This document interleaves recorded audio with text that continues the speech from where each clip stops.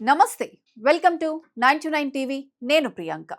ప్రపంచ బ్యాంకు నుంచి భారత్ పాకిస్తాన్ కంటే ఎక్కువ అప్పు తీసుకుందన్న వార్త ఇప్పుడు చర్చకు దారితీస్తోంది. మార్చి 2026 నాటికి ప్రపంచ బ్యాంకు భారత్ చెల్లించాల్సిన బకాయి దాదాపు $34.35 బిలియన్. ఈ సంఖ్యను చూస్తే భారత్ ప్రపంచ బ్యాంకు నుంచి అత్యధికంగా అప్పు తీసుకున్న దేశంగా కనిపిస్తోంది. అదే సమయంలో పాకిస్తాన్ బకాయి సుమారు $20 బిలియన్ స్థాయిలో ఉంది. దీంతో సహజంగానే ఒక ప్రశ్న వస్తోంది. ప్రపంచ బ్యాంకుకు భారత్ ఎక్కువ డబ్బు బాకీ ఉంటే భారత్ ఆర్థికంగా పాకిస్తాన్ కంటే ఎక్కువ అప్పుల భారంలో ఉన్నట్టేనా అని. అయితే ఇక్కడే అసలు లెక్క మారుతోంది. కేవలం అప్పు మొత్తం చూస్తే ఒక కథ కనిపిస్తోంది. ఆ దేశ ఆర్థిక వ్యవస్థ పరిమాణాన్ని కలిపి చూస్తే పూర్తిగా మరో చిత్రం కనిపిస్తుంది. దేశాల అప్పులను పోల్చేటప్పుడు కేవలం ఎన్ని డాలర్లు బాకీ ఉన్నాయన్నది చూడడం సరిపోదు. ఆ అప్పును తీర్చే సామర్థ్యం ఎంత ఉంది అన్నదే అసలు విషయం. దీనిని చాలా సులభంగా అర్థం చేసుకోవాలంటే రెండు కంపెనీలను ఊహించుకోవచ్చు. ఒక కంపెనీ ఏడాదికి 100 కోట్ల ఆదాయం సంపాదిస్తూ 10 కోట్ల అప్పు తీసుకుంది అనుకుందాం. మరో కంపెనీ 10 కోట్ల ఆదాయం సంపాదిస్తూ 5 కోట్ల అప్పు తీసుకుంది అనుకుందాం. మొదటి కంపెనీకి అప్పు మొత్తం ఎక్కువ, కానీ దాని ఆదాయంతో పోలిస్తే అప్పు భారం కేవలం 10%. రెండో కంపెనీకి అప్పు తక్కువగా ఉన్న ఆదాయంతో పోలిస్తే అది 50%. అంటే కేవలం అప్పు మొత్తం చూసి ఎవరు ఎక్కువ అప్పుల భారంలో ఉన్నారో చెప్పలేం. దేశాల విషయంలోనూ ఇదే ఆర్థిక సూత్రం వర్తిస్తుంది. భారత ఆర్థిక వ్యవస్థ ప్రస్తుతం దాదాపు $4 ట్రిలియన్ స్థాయిలో ఉంది. పాకిస్తాన్ ఆర్థిక వ్యవస్థ దాదాపు $407 బిలియన్ స్థాయిలో ఉంది. అంటే భారత ఆర్థిక వ్యవస్థ పరిమాణం పాకిస్తాన్ కంటే దాదాపు 10 రెట్లు పెద్దది.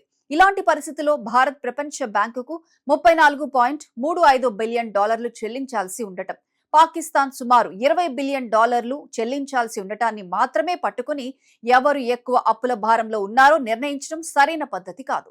ఇక్కడ మరో విషయం కూడా గుర్తుపెట్టుకోవాలి. ప్రపంచ బ్యాంకు వద్ద ఒక దేశానికి ఉన్న మొత్తం బకాయి అప్పు ఆ దేశం మొత్తం తీసుకున్న ప్రభుత్వ అప్పు కాదు.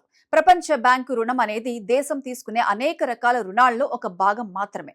ఒక దేశం దేశీయ మార్కెట్ నుంచి ఎంత అప్పు తీసుకుంది, విదేశీ రుణాలు ఎంత ఉన్నాయి, ప్రభుత్వ ఆదాయం ఎంత, జీడీపీతో పోలిస్తే మొత్తం ప్రభుత్వ అప్పు ఎంత, విదేశీ మారక నిల్వలు ఎంత ఉన్నాయి, ప్రతి ఏడాది చెల్లించాల్సిన వడ్డీ ఎంత, అప్పులు తిరిగి చెల్లించే సామర్థ్యం ఎంత, ఇలాంటి అనేక అంశాలను కలిపి చూసినప్పుడే ఒక దేశం అప్పుల భారం ఎంత తీవ్రంగా ఉందో అర్థమవుతుంది.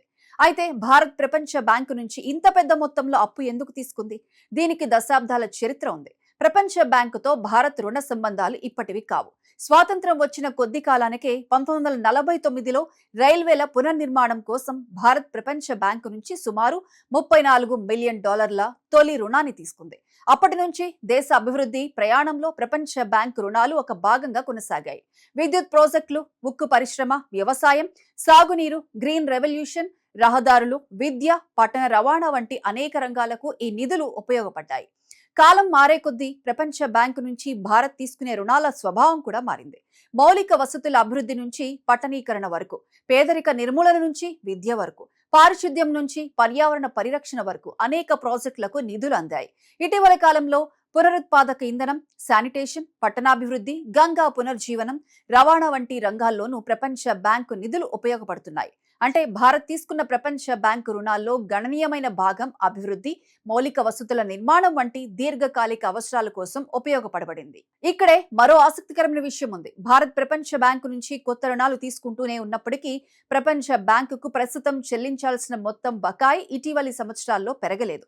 2020లో భారత్ ప్రపంచ బ్యాంకుకు చెల్లించాల్సిన బకాయి సుమారు $39.6 బిలియన్ ఉండగా మార్చి 2026 నాటికి అది దాదాపు $34.35 బిలియన్ తగ్గింది. అంటే సుమారు $5 బిలియన్ పైగా తగ్గింది. అంటే కొత్త రుణాలు తీసుకోవడం, మొత్తం బకాయి అప్పు పెరగటం రెండు ఒకటి కాదు. ప్రపంచ బ్యాంకు కొత్త ప్రాజెక్టులకు రుణాలు మంజూరు చేస్తుంది. అదే సమయంలో గతంలో తీసుకున్న రుణాలకు సంబంధించిన అసలు, వడ్డీ చెల్లింపులు కొనసాగుతాయి. కొత్తగా వచ్చిన రుణాల కంటే పాత రుణాల చెల్లింపులు ఎక్కువగా ఉంటే మొత్తం బకాయి తగ్గుతుంది. ఇక భారత్ విషయంలో ఇటీవల సంవత్సరాల్లో ఇదే పరిస్థితి కనిపిస్తోంది. కాబట్టి ప్రపంచ బ్యాంకు కొత్తగా రుణం ఇచ్చిందనే వార్తను చూసి భారత్ అప్పు పెరిగిపోతోందని తేల్చేయడం సరైన విశ్లేషణ కాదు. ఇక పాకిస్తాన్ విషయానికి వస్తే ఆ దేశం కూడా ప్రపంచ బ్యాంకులో ప్రధాన రుణగ్రహీతల్లో ఒకటే. ప్రపంచ బ్యాంకుకు పాకిస్తాన్ చెల్లించాల్సిన బకాయి పాత పోలికల ప్రకారం సుమారు $20 బిలియన్ స్థాయిలో ఉంది. మరోవైపు పాకిస్తాన్ ప్రపంచ బ్యాంకు ప్రాజెక్టులకు సంబంధించిన చారిత్రక కట్టుబాట్లు సుమారు 51.85 బిలియన్ డాలర్లుగా ఉన్నట్లు లెక్కలు చెబుతున్నాయి. అయితే ఇక్కడ ఒక ముఖ్యమైన తేడా ఉంది. చారిత్రక కట్టుబాటు అంటే భవిష్యత్తులో ప్రాజెక్టులకు కేటాయించేందుకు అంగీకరించిన మొత్తం. అది ఇప్పటికే తీసుకున్న అప్పు కాదు. బకాయి అంటే ఇప్పటికే తీసుకున్న రుణాల్లో ఇంకా చెల్లించాల్సిన మొత్తం. ఈ రెండింటిని ఒకే సంఖ్యగా పరిగణించడం కూడా తప్పే. అందుకే భారత్ పాకిస్తాన్ మధ్య ప్రపంచ బ్యాంకు రుణాలను పోల్చేటప్పుడు కనీసం 3 విషయాలు వేరు చేసి చూడాలి. ఒకటి, ఇప్పటి వరకు మంజూరైన మొత్తం రుణాలు. రెండవది, ప్రస్తుతం బకాయిగా ఉన్న మొత్తం. మూడవది, భవిష్యత్తు ప్రాజెక్టులకు ప్రపంచ బ్యాంకు చేసిన కట్టుబాట్లు. ఈ మూడు ఒకటి కాదు. ఒక దేశానికి చారిత్రకంగా భారీ రుణ కట్టుబాట్లున్నా ప్రస్తుతం బకాయి తక్కువగా ఉండొచ్చు. అలాగే మరో దేశానికి ప్రస్తుతం బకాయి ఎక్కువగా ఉండొచ్చు.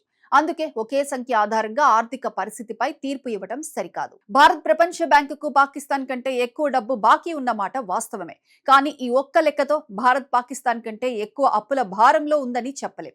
అసలు ప్రశ్న, భారత్ ఆ అప్పును ఎంత సులభంగా తీర్చగలదు, పాకిస్తాన్ తన అప్పులను చెల్లించే స్థితిలో ఎంత ఉంది అనే దానిపై ఉండాలి. పెద్ద ఆర్థిక వ్యవస్థకు పెద్ద మొత్తంలో అప్పు ఉండటం సహజమే. అదే సమయంలో చిన్న ఆర్థిక వ్యవస్థకు తక్కువ అప్పు ఉన్నా దాన్ని చెల్లించే సామర్థ్యం తక్కువగా ఉంటే ఆ అప్పు భారంగానే మారుతుంది. ఇదే విషయాన్ని మరో ఉదాహరణతో అర్థం చేసుకోవచ్చు. ఒక వ్యక్తి నెలకు 10 లక్షలు సంపాదిస్తూ 20 లక్షల రుణం తీసుకున్నాడు అనుకుందాం.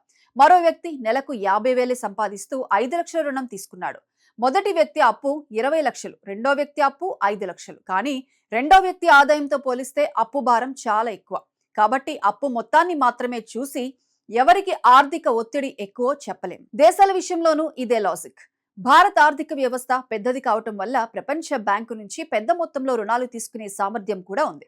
అంతేకాదు, ఆ రుణాలను రహదారులు, విద్యుత్, రైల్వేలు, పట్టణ మౌలిక వసతులు, నీటి సరఫరా, పునరుత్పాదక ఇంధనం వంటి రంగాల్లో పెట్టుబడిగా ఉపయోగిస్తే భవిష్యత్తులో ఆర్థిక కార్యకలాపాలను పెంచే అవకాశం ఉంటుంది. అంటే ప్రతి అప్పు చెడ్డది కాదు. అప్పు తీసుకున్న డబ్బును ఎలా ఉపయోగించారు, దానివల్ల దేశానికి ఎంత ఆర్థిక ప్రయోజనం వచ్చింది, అప్పును తిరిగి చెల్లించే ఆదాయ సామర్థ్యం పెరిగిందా అన్నదే అసలు ప్రశ్న.